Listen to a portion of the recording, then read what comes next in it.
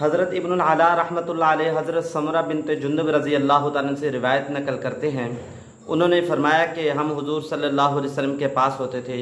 آپ صلی اللہ علیہ وسلم کے پاس ایک چھوٹا سا پیالہ ہوتا تھا جس سے ہم صبح سے شام تک کھاتے تھے، لیکن اس کھانے میں اتنی برکت ہوتی تھی، اس پیالے میں اتنی برکت ہوتی تھی کہ ہم صبح سے شام تک کھاتے تھے۔ 10 آدمی آتے کھا کر چلے جاتے، پھر دوسرے 10 آتے کھا کر چلے جاتے، وہ پیالہ ختم نہیں ہوتا تھا۔ تو حضرت ابن العلا رحمۃ اللہ علیہ کہنے لگے ہمیں تعجب ہوا کہ یہ کھانا کیسے بڑھتا تھا، وہ پیالہ ختم نہیں ہوتا تھا۔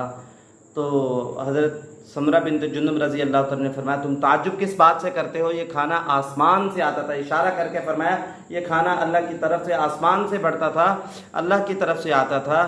یہ اللہ تعالیٰ اپنے نبی صلی اللہ علیہ وسلم کے کھانے میں برکت ڈال دیتے تھے، کیونکہ حضور صلی اللہ علیہ وسلم نے ہمیں جو طریقہ دیا ہے، جو آپ صلی اللہ علیہ وسلم نے ہمیں بتایا ہے، اگر ہم بھی اس طریقے پر کھائیں گے، اس طریقے پر ہم اگر پئیں گے تو اللہ تعالیٰ ہمارے کھانوں میں بھی برکت عطا فرمائیں گے، جیسا کہ حضور صلی اللہ علیہ وسلم کے کھانے میں برکت۔ یہ حضور کا معجزہ ہے۔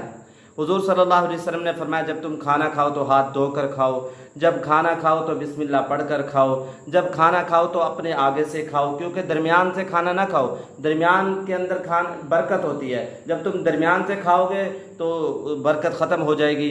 اپنے ساتھ بچوں کو بٹھاؤ، بچوں کو بٹھانے سے اللہ تعالیٰ تمہارے کھانے کا حساب نہیں لے گا۔ اور اس کی دعا شروع کی بھی پڑھو، بسم اللہ وعلی برکت اللہ۔ اگر یہ بھول جاؤ تو اس کے درمیان کی دعا بسم اللہ اول و آخرہ، اور اس کے آخر کی بھی دعا الحمدللہ الذی اطعمنا وسقانا وجعلنا مسلمین۔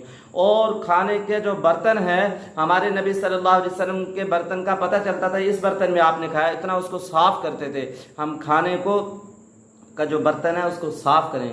تھوڑا سا لقمہ ہو، تھوڑا سا کھانا بچ گیا، اس کو ہم بیچ میں نہ چھوڑیں شیطان کے لیے، بلکہ اس کو صاف کریں گے، آخر میں دعا پڑھیں گے، دسترخوان بچھا کر کھائیں گے، نبی صلی اللہ علیہ وسلم کے طریقے پر کھائیں گے۔ اللہ تعالیٰ ہمارے گھروں میں بھی برکت دیں گے، کیونکہ حضور صلی اللہ علیہ وسلم کی ایک ایک سنت کے اندر دنیا آخرت کی کامیابی ہے۔